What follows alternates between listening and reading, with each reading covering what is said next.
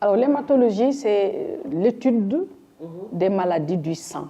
Ces maladies peuvent être bénignes, par exemple, dans le cadre de l'anémie simple ou de la drépanocytose ou de la thalassémie. Il y a plein de maladies bénignes du sang qui touchent l'une des constituantes ou l'un des constituants plutôt du sang, c'est-à-dire c'est peut-être les plaquettes ou les globules rouges ou les globules blancs qui sont touchés.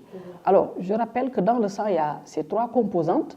Les globules rouges dont le rôle essentiel est de capter l'oxygène, de nous éviter de faire une anémie, pour parler terre à terre. Les globules blancs qui nous défendent contre les infections et les plaquettes qui nous défendent contre les hémorragies. Parce que quand on se coupe, les premiers éléments du sang qui viennent pour arrêter le saignement, c'est plutôt les plaquettes. Et donc, ces trois constituants du sang, que ce soit globules rouges, globules blancs ou plaquettes, composent le sang en tant que tel, mais il y a d'autres petits éléments à l'intérieur. Si l'une d'elles est malade, ça peut entraîner une maladie du sang, donc qui rentre facilement dans le cadre des hémopathies, c'est-à-dire pathologies du sang, pour parler médical.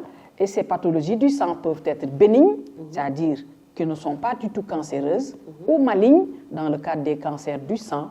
Et dans ces cancers du sang, il y a les leucémies aiguës, il y a les lymphomes, il y a les myélomes, etc. C'est donc deux items qui sont développés dans l'hématologie, c'est-à-dire les maladies du sang qui ne sont pas cancéreuses et les maladies du sang qui relèvent d'un cancer du sang. Les maladies sanguines les plus fréquentes au Sénégal, disons que c'est l'anémie. Et même cette anémie-là, ça rentre dans le cadre d'autres pathologies, parce que l'anémie peut être juste un signe. L'anémie, c'est quand on n'a pas beaucoup de globules rouges. Ça entraîne donc des signes tels que des faiblesses, des vertiges, des douleurs de la tête, c'est-à-dire des céphalées, des vertiges, c'est-à-dire quand on se lève, on veut s'asseoir, on peut tomber en hypothymie, etc., etc. Toutes ces manifestations-là peuvent rentrer dans le cadre d'une anémie. Et l'anémie en tant que telle peut relever d'autres pathologies. Par exemple, une femme qui voit ses règles 2 fois par mois peut à la longue avoir une anémie parce qu'elle perd beaucoup de sang. Mais qu'est-ce qui est derrière le fait qu'elle voit 2 fois ses règles par mois? C'est-à-dire ça peut être un fibrome, ça peut être un kyste, ça peut être tout et n'importe quoi.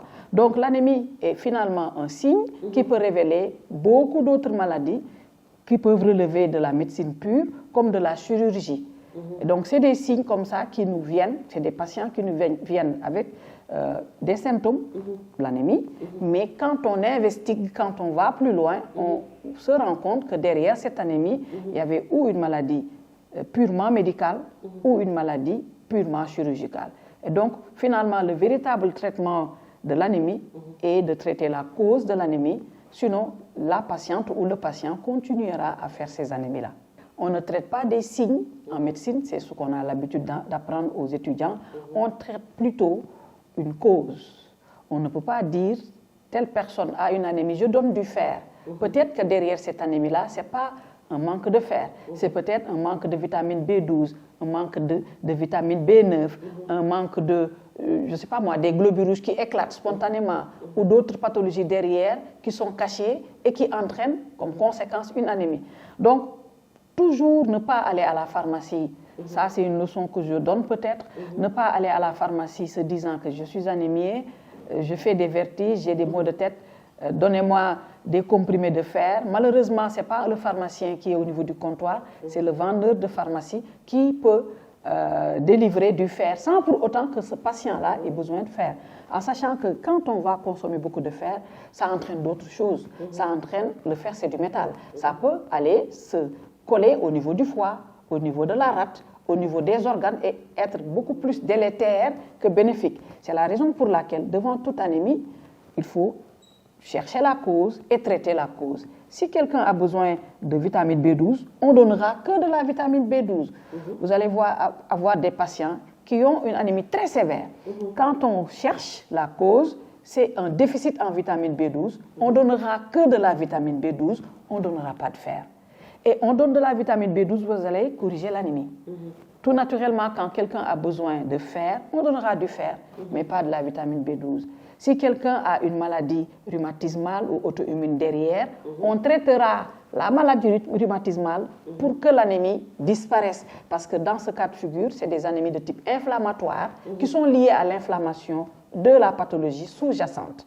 Et donc, pour chaque cause, il y a un traitement adapté et approprié. Et j'aimerais vraiment que la communauté médicale, que ce soit les sages-femmes, les infirmiers, les médecins, en prennent compte pour ne pas traiter par excès ou traiter par défaut pour ce qui concerne l'anémie. Pour vous dire que l'hématologie, elle est vaste, c'est une discipline transversale parce qu'elle est concernée aussi bien par les chirurgiens que par les médecins. Et toutes les spécialités se retrouvent dans l'anémie parce que c'est le sang et le sang circule dans tout le corps humain.